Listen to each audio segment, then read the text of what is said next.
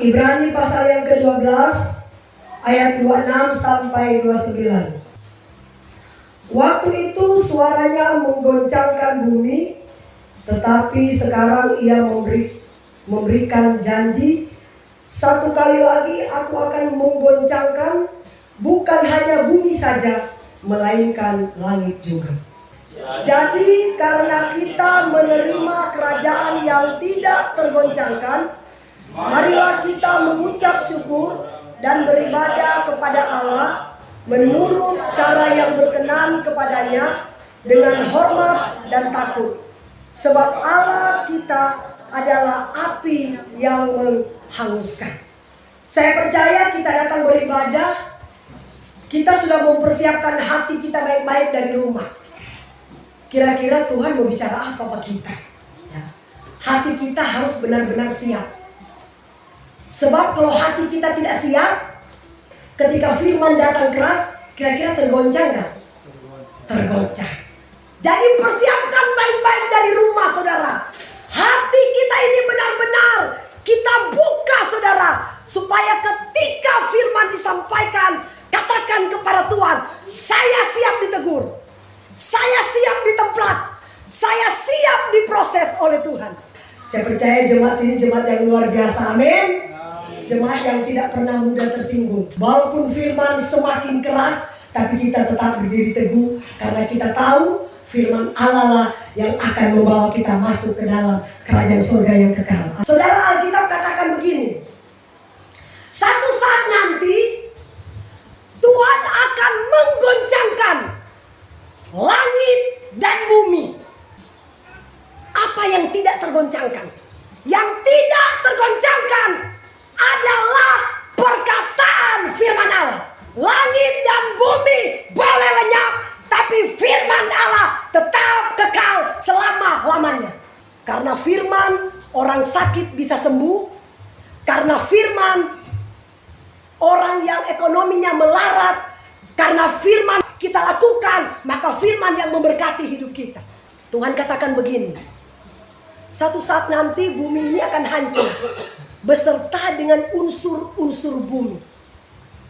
Pak Simpson, ketika bumi ini hancur, kira-kira kita mengungsi di mana?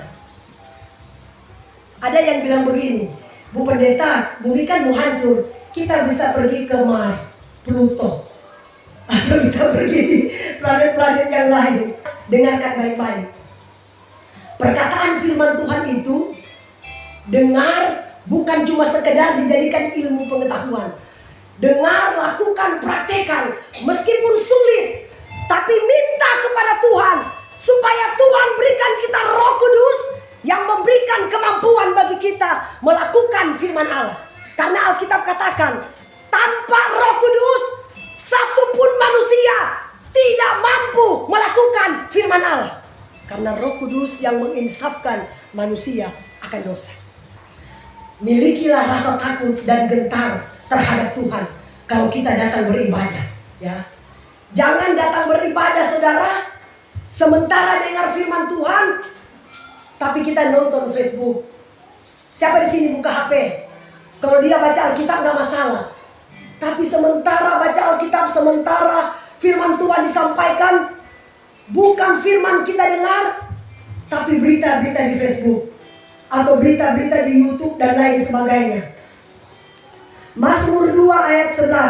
Saudara, Tuhan yang katakan, beribadahlah kepada Tuhan dengan takut dan gentar. Kalau perlu, cium kakinya. Bukan kita menyembah, tetapi kita mata hati bukan di penyembahan, bukan di pujian, tapi melayang-layang ke sana kemari kita punya otak. Entah apa yang kita pikirkan. Ada nggak di sini seperti itu? Sementara memuji Tuhan, makanya Alkitab katakan, percuma engkau beribadah kepadaku, sedangkan hati dan pikiranmu jauh daripadaku. Haleluya. Makanya Alkitab katakan, beribadah kepada Tuhan dengan takut dan gentar. Terkadang kita datang ke gereja, kita tidak rasa takut. Kalau kita sementara mendengarkan firman Tuhan, kira-kira yang berbicara itu ibu pendeta atau Tuhan? Pak Loisa? Tuhan, ya. Karena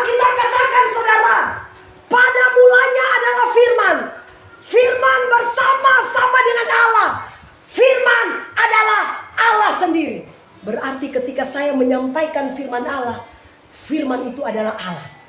Makanya kalau kita tidak ada rasa takut mendengarkan firman Tuhan, Tuhan katakan, supaya ia jangan murka dan kamu binasa di jalan, sebab mudah sekali murkanya menyala.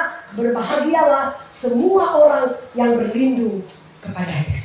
Kalau kita datang ke gereja dengan rasa takut dan gentar kepada Tuhan, ketika kita mendengarkan firman Allah, jangan kita berpikir itu suara ibu pendeta. Jangan kita berpikir bahwa cuma ibu pendeta yang menyampaikan itu. Tetapi kita harus yakin firman yang disampaikan adalah perkataan Allah. Ketika kita mendengar, meresponi, melakukan dalam hidup kita sehari-hari, maka firman itu yang berkuasa menyembuhkan sakit kita. Amin. Dan dia katakan, amarahnya mudah menyala. Makanya kita harus memiliki roh takut dan gentar kepada Tuhan. Amin. Mungkin saudara berpikir begini, ibu pendeta, kenapa kok kami itu kalau datang di mimbar harus lepas sepatu, lepas sandal? Memang kenapa? Kan yang penting kita kudus. Saudara, memang itu secara literal, ya, secara lahiriah memang cuman itu juga kok. Tapi coba kita praktekkan dulu ayatnya. Coba Pak buka dulu. Keluaran 3 ayat 5. Lalu ia berfirman, janganlah datang dekat-dekat, tanggalkanlah kasutmu dari kakimu, sebab tempat di mana engkau berdiri itu adalah tanah yang kudus. Musa, tanggalkan kasutmu. Kenapa? Tempat di mana engkau berdiri, tempat yang kudus. Supaya siapapun yang datang berdiri di atas mimbar, ada power urapan, kuasa Tuhan mengalir di atas mimbar. Amin. Itu maksudnya saudara, ya. Tempat di mana kita berdiri adalah kudus. Saudara, saya kasih tahu. Firman Tuhan katakan begini. Kalau kita sudah tahu firman, sudah saya sampaikan firman dan tidak menaatinya, kita pasti akan dapat hukuman dari Tuhan. Kecuali kita belum tahu. Banyak kan hamba-hamba Tuhan yang kita undang di tempat ini, tiba-tiba mereka datang bawa alas kaki di atas mimbar. Itu tidak masalah karena mereka belum tahu. Mereka tidak tahu aturan di sini. Tapi kalau dia sudah tahu, tapi kita sengaja berbuat, kita mendatangkan hukuman dari Tuhan. Kalau kita sudah tahu mencuri dosa, membunuh dosa, berzina dosa, berdusta dosa, tetapi kita sengaja melakukan, saudara, Alkitab yang berkata kita pasti akan terima hukuman dari Tuhan. Berulang kali saya sampaikan khotbah di atas mimbar, saudara. Jangan mencuri, jangan membunuh, jangan berzina, jangan melakukan saksi dusta dan lain sebagainya. Tapi kalau kita sengaja melakukannya, mendatangkan hukuman bagi kita. Kecuali kita belum tahu, itu tidak apa-apa. Tapi sekarang waktunya kita harus belajar berubah, supaya kerajaan sorga yang tidak tergoncangkan menjadi warisan saudara dan saya. Amin. Sekarang saya tanya dulu, Mama Loisa, kira-kira suamimu bisa tergoncang gak? Papa Loisa, istrimu bisa tergoncang gak? Bisa. Kira-kira kesehatan kita bisa tergoncang gak? Bisa. Ekonomi kita bisa tergoncang gak? Bisa, saudara. Ya. Apapun yang kita miliki di dunia, Alkitab katakan semua bisa tergoncang. Suami saya bisa berubah, istri bisa berubah, anak bisa berubah, keluarga kita bisa berubah. Tetapi ingat baik-baik, perkataan firman Allah tidak akan pernah berubah. Amin. Makanya dengarkan baik-baik. Firman Tuhan ini jangan cuma dijadikan sebagai ilmu pengetahuan. Mari itu dijadikan sebagai kebenaran ilahi, supaya itu yang membuat kita bertumbuh dewasa. Ulangan 10 ayat 12 sampai 13. Baca sama-sama.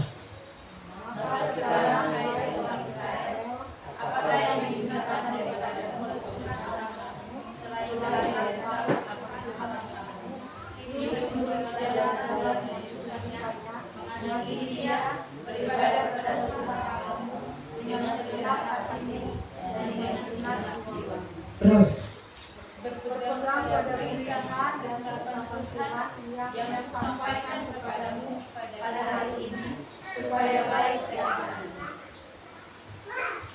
Saudara, Tuhan katakan kepada bangsa Israel, ketika mereka masih di tanah perbudakan, mereka itu dilarang menyembah Tuhan. Makanya ketika Tuhan keluarkan mereka dari Mesir, menuju tanah Kanaan untuk apa? Beribadah kepada Tuhan. Karena di Mesir mereka tidak bisa beribadah. Karena Mesir itu tanah penyembah berhala. Kalau sampai mereka beribadah, pasti dibuang. Saudara, seperti Sadrak, Mesak, Abednego, Daniel, itu semua dibuang di perapian. Daniel dibuang di gua singa karena mereka beribadah kepada Tuhan. Makanya mereka, tujuan Tuhan memulangkan ke Israel, Tuhan katakan, supaya kalian beribadah kepadaku dengan apa? Dengan takut dan gentar. Itu sebenarnya tujuan, saudara. Ya, beribadah kepada Tuhan dengan segenap hati kita, dengan segenap jiwa kita, dengan segenap kekuatan kita. Amsal 8 ayat 13. Takut akan Tuhan adalah menjadi kejahatan. Aku benci kepada kesombongan, kecongkakan, tingkah laku yang jahat, dan mulut penuh tipu musibah. Terus lagi, Amsal 10 ayat 27. Takut akan Tuhan kepanjang umur, tetapi tahun-tahun orang fasik pendek. Mau umur panjang? Siapa mau umur panjang di sini? Nah, semua. Ya. Saudara, DP rahasia supaya kita umur panjang, takut akan Tuhan. Berarti kalau tidak takut akan Tuhan, apa Maloisa? Memperpendek umur. Haleluya. Amin. Saya percaya kita semua di sini mau umur panjang. Tuhan bilang umur manusia 70, Pak. Lebih daripada itu bonus. Takut akan Tuhan memperpanjang umur. Ya. Berarti tidak takut Tuhan, DP umur pasti pendek. Saya percaya kita semua mau umur panjang. Amin. Haleluya. Tuhan berkati kita semua.